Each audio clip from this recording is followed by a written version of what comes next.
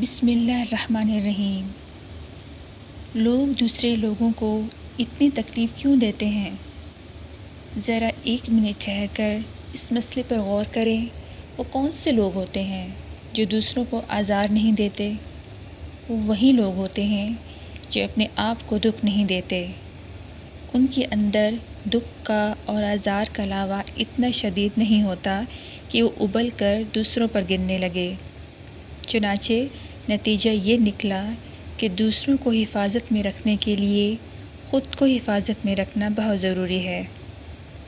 اصل میں خود کریمی ہی مخلوق کریمی ہے۔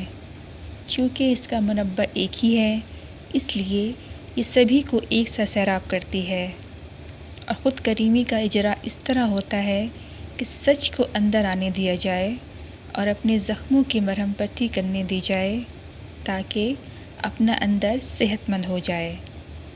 اشفاق احمد، بابا صاحبہ سے اقتباس۔